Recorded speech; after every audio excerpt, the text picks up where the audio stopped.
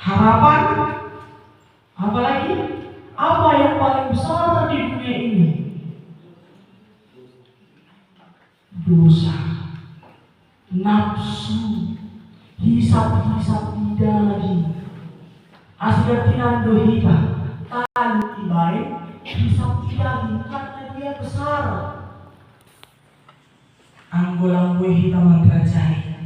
Bando halak maseda, halani lampui menterajai diri, humbani hisap-hisap daging. Banyak pemuda, banyak orang tua, banyak kita bapak inang yang hancur, hidup kita jauh dari Tuhan, hanya karena hawa nafsu yang tidak tertahan. Jadi hal yang paling besar di dalam hidup manusia yang menghantam manusia adalah nafsu. Itu yang ketiga. Pertanyaan yang keempat, apa yang paling berat di dunia ini? Apa yang paling berat di dunia ini? Apa nama musuh yang paling berat di dunia ini?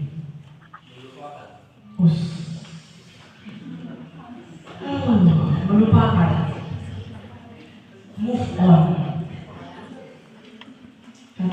Cari yang baru. Susah. Tapi bukan itu jawabannya. Apa yang? Mungkin ada yang lebih tepat. Hal yang paling berat di dunia ini apa?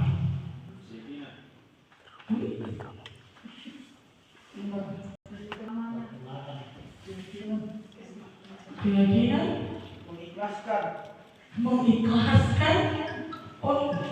Bertobat. Hawa ini baru sinar persoalan pedi bahwa melupakan, mengikhlaskan bagian-bagian susah mohon. Berwahan memakai ham susah lupa.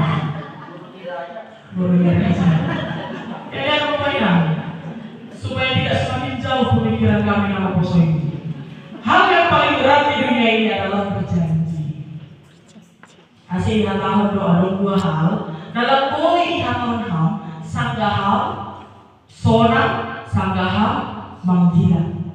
Jangan berjanji ketika lagi bahagia. Karena orang yang lagi bahagia gampang mengucapkan kata-kata manis. Dan jangan pernah berkata kasar. Jangan pernah memaki ketika hati kita sedang tidak baik-baik saja. Di mana hati lagi terganggu, bisa mau murah bangkit emosi. Jadi hal yang paling berat di dunia ini berjanji. Karena gampang diucapkan tapi sulit untuk dilakukan. Nah, itu yang keempat. Yang kelima, apa yang paling ringan di dunia ini? Berbuat dosa. Hal yang paling enteng, Bapak Yang? Ini Salah berbuat dosa. Oh? Berbuat dosa. Ya, berbuat dosa, melakukan kesalahan, dan itu dekat dengan kita. Jawabannya adalah meninggalkan ibadah. Sehari kali dalam minggu, urah-urahi tapi depan PI, lampa lalu bebas. Soalnya masuk kami. Lampa lalu pertemuan soalnya minggu. Lampa lalu pertemuan udah. Udah terus. Lomba 4 bulan, lo berhenti ngomong, udah terus. Aisyah dua yang keempat. Selama tubuh belum tergeletak, yang namanya beribadah itu harus dilakukan. Tapi hal yang paling ringan bagi manusia adalah meninggalkan ibadah. Karena kita tahu Tuhan sayang kok sama aku, Tuhan penuh kasih kok sama aku. Gak apa-apa, minggu ini aku tidak beribadah. Janji aku Tuhan, minggu depan beribadah. Tapi sehari lagi bukan kita lama beribadah Bapak Ibu. Ayo mengkah di kurus, kurah juga lang beribadah. Itu yang kelima. Yang terakhir, apa yang paling tajam di dunia ini? Mulut.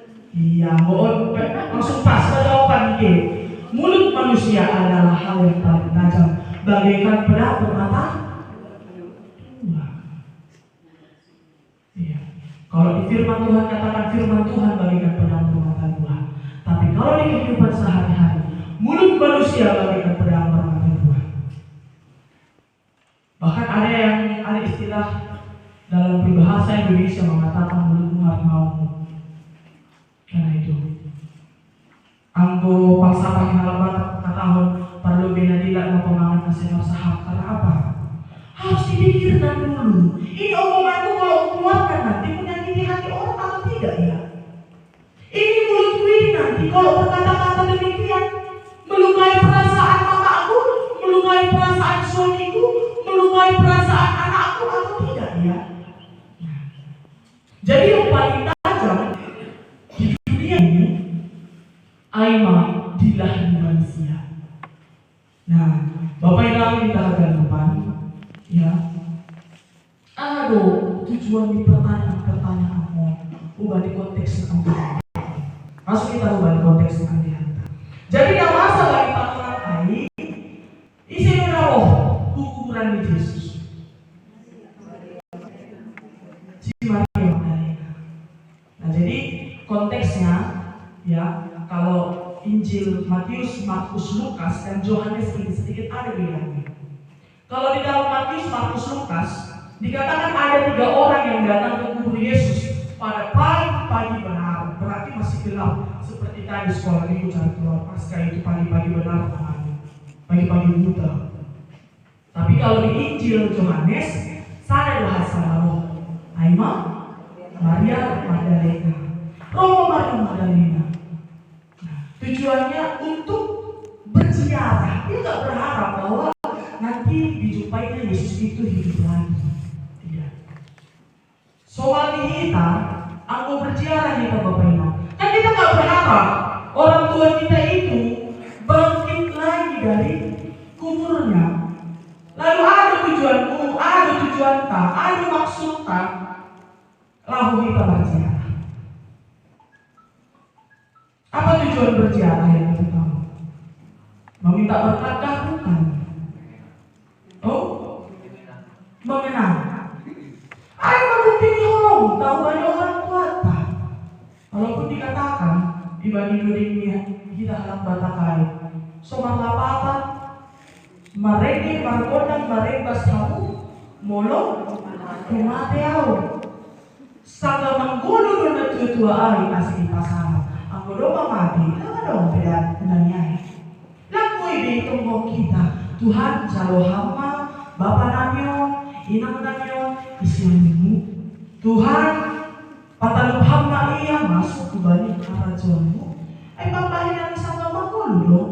Ay tiket nih masuk yang banyak kerajaanmu di mata atau orang. Berziarah kita kepada itu tanda kasih kita kepada yang kita ziarahi. Jadi hasil tembak kita.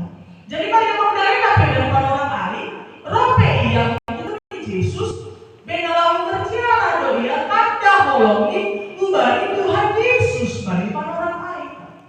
Nah, sangga Roma Maria Magdalena ini karena dogma guling batu penutup di kubur Yesus. Borat di batu ay Bapak Ibu 2 sampai 3 ton. Berarti tidak ada manusia angkulan rame-rame nagoi pagulingkon hai. Nah, dengan paniknya Maria Magdalena ini dia pergi menjumpai murid Yesus. Siapa namanya? Simon Petrus. Pakoni sadanari, isi dona sadanari ay. Lang iha tahu isi kurang dibanding dia. Tapi murid yang satu lagi itu adalah Yohanes ini. Apa dikatakan Maria? Sederhananya begini Bapak Inang, Hasoman kosong. Tolong, lihatlah bangkai atau mayat Yesus sudah tidak ada lagi di kuburnya. Tentu orang yang mengasihi Yesus ini tadi, ya, tadi karena Yesus yang haholongan di, ya, itu langsung berlari. Mereka cepat berlari. Isi sudah perlu beda sekarang. Susian yang sadari ayah si Yohanes. Karena dia memang paling dekat dan paling mengasihi Tuhan. Nah, dia sampai di sana. Apakah dia langsung masuk? Tidak. Tidak di lobi.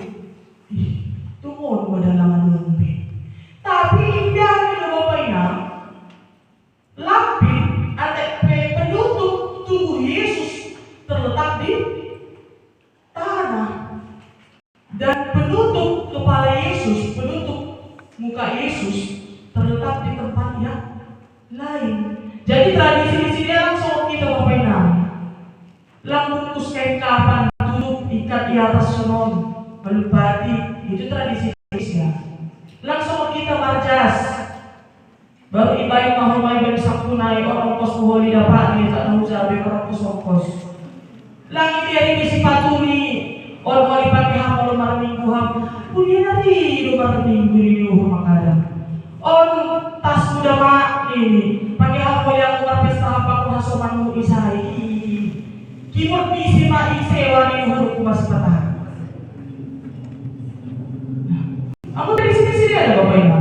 Hanya ditutup dengan kain putih saja dan mukanya ditutup dengan kain putih juga. Asal sanggah si Yohanes roh ini dari kain penutup tubuh Yesus itu sudah ada di tanah dan kain penutup wajah Yesus terlipat di tempat Yesus dibaringkan. Nah, logikanya sono. Kalau benar mayat Yesus dicuri,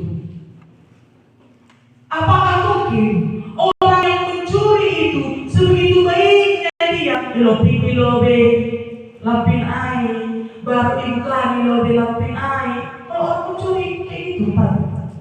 Tidak. Lang ada waktunya halak ada pemanako nalaho pada riahon air ini. Pasti dia akan langsung membawa semuanya. Mungkin bisa saja kayak itu tak terjamah, tapi ini tidak.